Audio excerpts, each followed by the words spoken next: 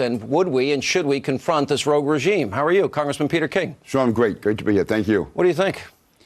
I think, first of all, as an American, you want the president to succeed. You want him to take the right action against Iran.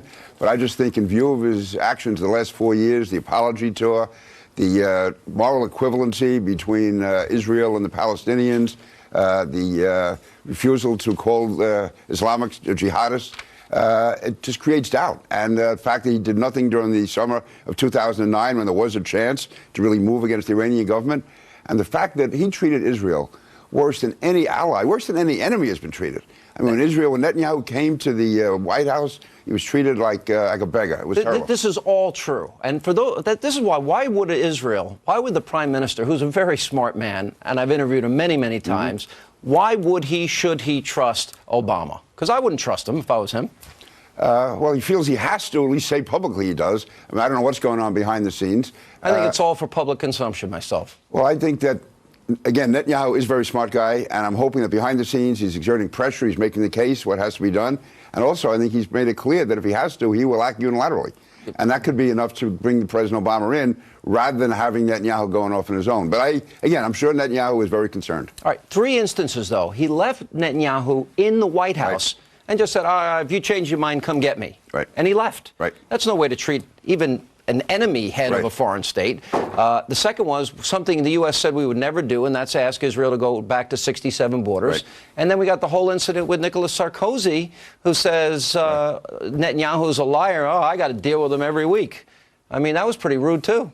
Oh, it's a whole pattern of rudeness. And again, Netanyahu is a big boy. I don't think he personally minds it, but I think what concerns him is, what does that show about President Obama's real instincts? What are his feelings? Is he going to go to war with Iran in defense of a country who he feels so poorly toward as prime minister? And that's what Netanyahu has to worry about. If the president was willing to publicly treat Netanyahu that way, he was sending a signal. That's also what weakens our position in the Middle East, because both our enemies and our allies in the Middle East see how we treat our main ally, and that encourages the enemies and it discourages allies. All right, if you're Netanyahu and you see Obama giving F-16s, tanks, $1.5 billion to the former head of the Muslim Brotherhood, Mohammed Morsi, who thinks the Israelis are descendants of apes and pigs, what are you thinking? I know what I'd be thinking. Now, he has to be concerned. The only rationale for that at all is that we can control it with the Egyptian military. That's the only element in Egypt that we can trust. I just asked Ambassador Bolton. The military leadership has been changed by Morsi. His puppets are now in charge. I'm saying to the extent we can control it. Otherwise, there's no rationale for the aid.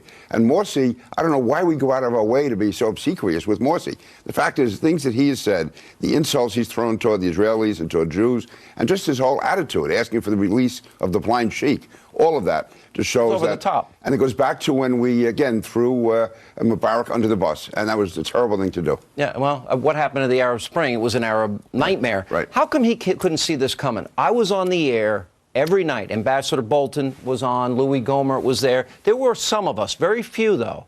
An article was even written that said I was Muslim Brotherhood obsessed because I predicted they would be in charge. How come I could see that coming and Obama, with all his intelligence, couldn't see this coming? Because the position that you had and I had and John Bolton and Louis Gohmert had is inimical to everything Barack Obama stood for. He came in with the belief there's a moral equivalency, that the U.S. had bad allies in the Middle East, the U.S. was too aggressive, the U.S. was responsible for a lot of the bad actions by the Islamist terrorists. And so this was his way of somehow, I think he genuinely believed that this was the real people speaking. Remember, he went to the Middle East on the apology tour and almost encouraged something like that. Is there any evidence that Obama has evolved out of man-caused disaster, overseas contingency operation, and America's arrogant? Any evidence that he's changed his views at all? Well, I will give him credit for taking out a number of the top al-Qaeda leaders. That he's willing to do. But again, it's sort of a schizophrenic policy, because on the other hand, he's still putting Islamic terrorists in civilian courts. He's still apologizing for America in many ways. So no, I'd say he's gotten some of the message, but not all of it. And if you're in Israel and you're looking at the nomination of Hagel and the nomination of Brennan said that jihad is a legitimate tenet of Islam. Is jihad, your interpretation of jihad, a legitimate tenet of Islam? No, and the fact is you can have different interpretations, and anyone who opts for the wrong interpretation is just going to create problems for us. That's naive, isn't it? It's at least naive. I find Chuck Hagel more troublesome, though, because, I mean, he was really hostile toward Israel. Borderline anti-Semitic. Yeah, it really was, yeah. And if that were the other way around, if that involved some other religion or some other race and nationality, but somehow, in the liberal mindset, that fits into their view of the world. If Israel just wasn't so dogmatic, if they didn't believe so much in principle, Last we'd have important peace. question. Yeah. Hamas, Hezbollah, Muslim Brotherhood, Islamic Jihad, Iran, and I thought it was a geopolitical earthquake when Ahmadinejad went to Cairo and the world didn't pay attention to it. Right. Is Israel at risk of being annihilated like they say they want to happen? Absolutely. I mean, Israel every day runs the risk, and it gets worse each day. That's why Prime Minister Netanyahu is so obsessed. Excuse me? He'll act. Yeah, it has to. I mean, Israel, again, is small in the state of New Jersey. It can be wiped out with a few nuclear weapons, and they're surrounded by enemies in the worst neighborhood in the world. Really bad. All right, Congressman, thanks for all you're doing. Sean, Appreciate thank you. you being